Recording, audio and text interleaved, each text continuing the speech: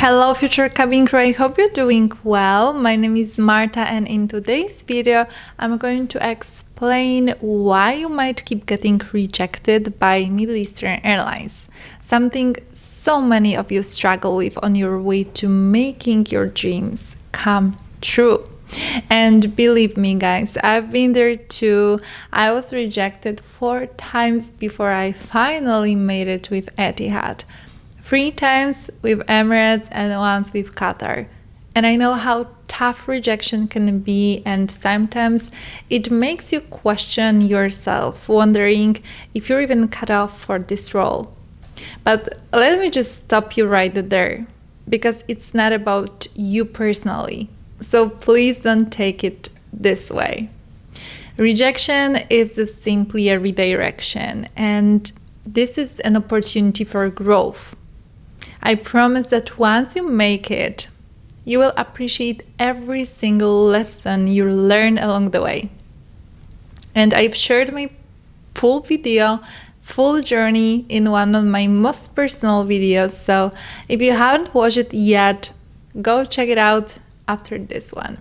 Because today I want to break down the entire recruitment process for Middle Eastern Airlines and help you figure out exactly why you might be getting rejected and how to fix it.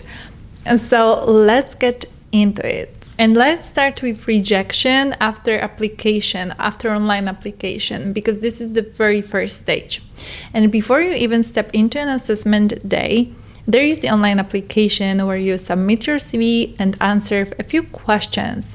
So if you're rejected at this stage and receive email like, "Thank you for your application, blah, blah, blah, blah, blah. Please feel free to explore other career opportunities on our website," it usually means that your CV isn't strong enough or you don't meet the basic requirements. And this was exactly what happened to me for the very first time when I applied to Emirates. I submitted my CV for an assessment event in Warsaw, Poland, and I got the rejection email almost immediately. And looking back, I know my CV wasn't tailored for the cabin crew role because I focused on my law degree and my experience working in law office, completely missing out on highlighting my customer service background, like being a waitress, hostess, or shop assistant.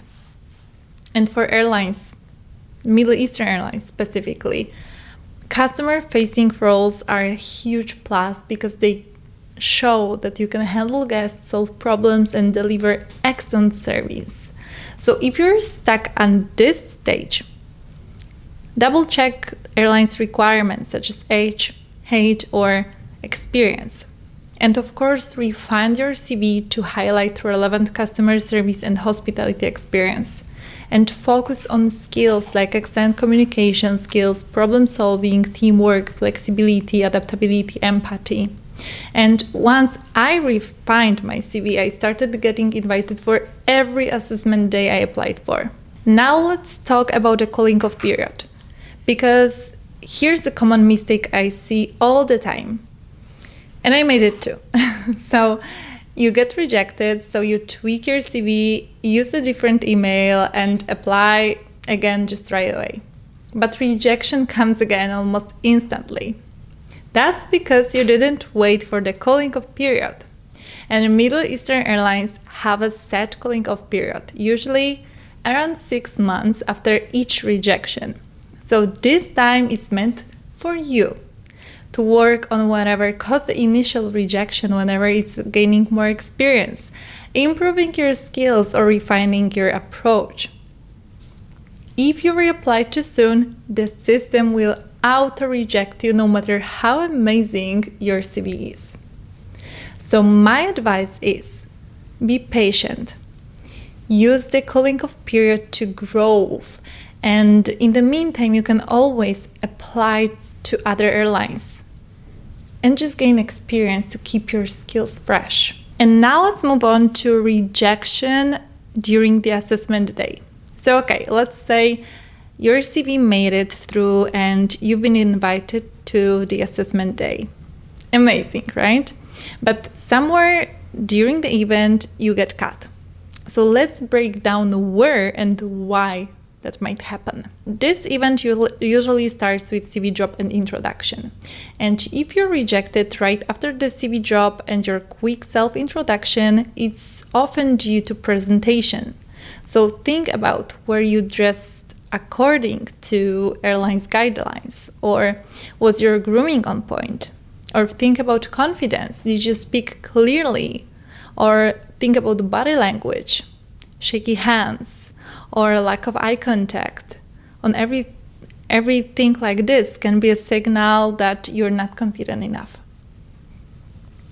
So think about body language as well. Think about language skills. Was your English fluent and easy to understand? And my advice at this stage is practice your introduction until it feels natural and confident.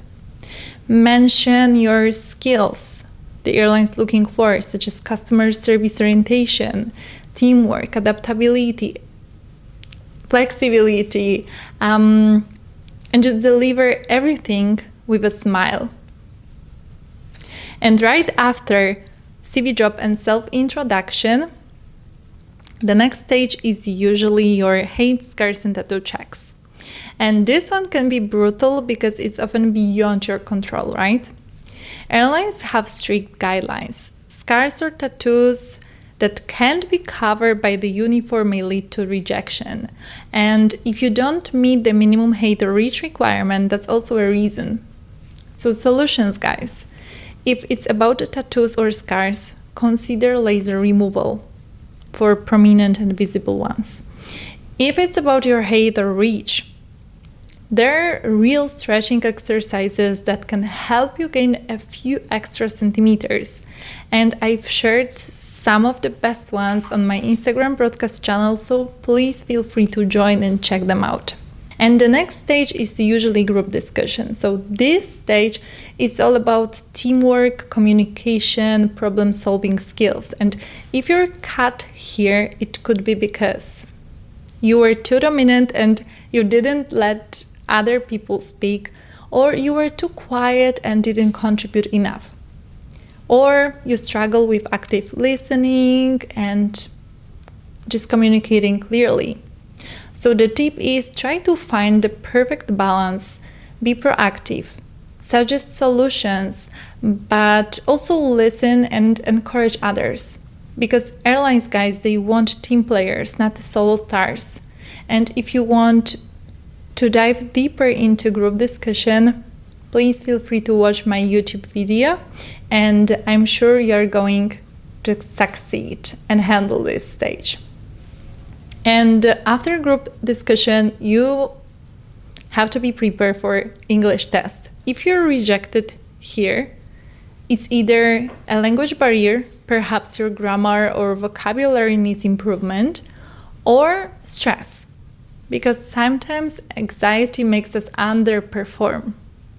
So my advice is practice English under pressure, take sample tests, or work with a mentor who can help you improve fluency and confidence. When it comes to final interview, guys, because this is the very last stage of assessment day, if you're cut off here, you need to know that this stage is all about you, your motivation, your alignment with the airline's values, and again, about the skills they are looking for. So if you're rejected here, it might be because your answers were not strong enough, or you didn't show the qualities they are looking for. It can be about the lack of enthusiasm, or you didn't express a genuine passion for the role. It can be about your presentation, your body language. So my advice is practice common interview questions about your work experience, your motivation, show confidence, show empathy, show enthusiasm. It's all again about the skills they are looking for. And at the very end, I want you to know that, of course, rejection is tough, guys. And I know because I've been there. My first rejection was because of my CV. Then I didn't wait for the cooling off period to finish.